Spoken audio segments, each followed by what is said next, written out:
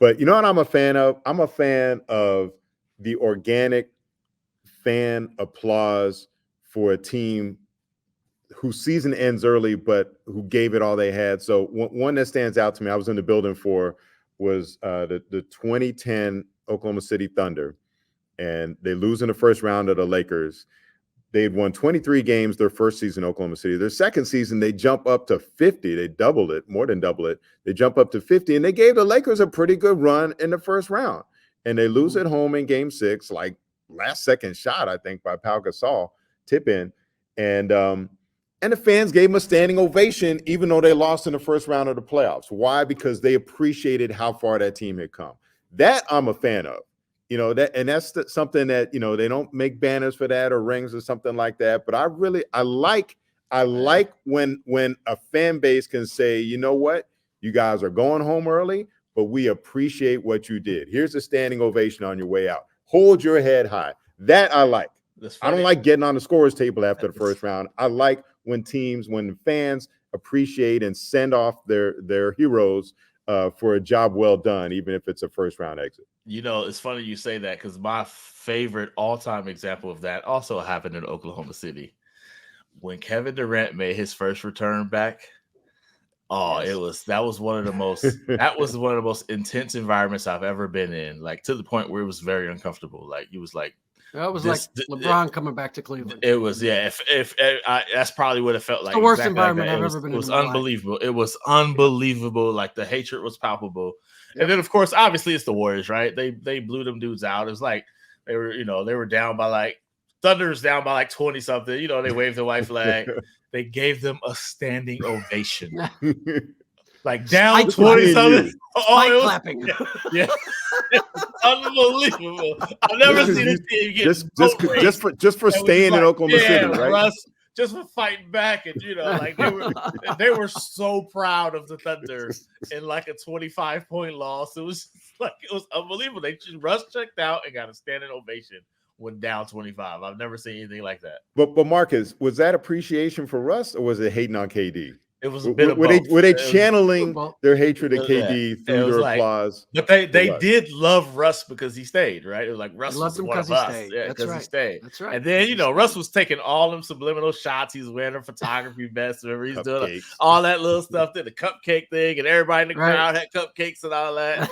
So, then they had a few words on the court. But, yeah, they were ready to fight for Russ that night. Yeah. And Marcus, did you have like any fear? Because I remember I was at ESPN. It felt uncomfortable. I was at ESPN and they asked me if I wanted to go to Cleveland for LeBron's return. I'm like, I don't want to be in a building with 20,000 angry people. You know what it made me think about? It made me think about the Celtics back in the day. Like, I don't know if I would want to go to some of them games. Celtics like, finals. Especially hearing how Bill Russell was talking about him. I was like, I don't know. Yes.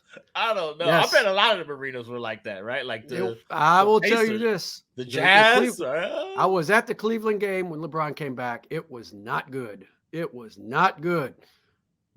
It was as uncomfortable as I've ever been. And I just wouldn't want that. Like, I didn't hear anybody say anything like I heard in Boston Garden in 1989 for Game 5 between the Knicks and the Celtics.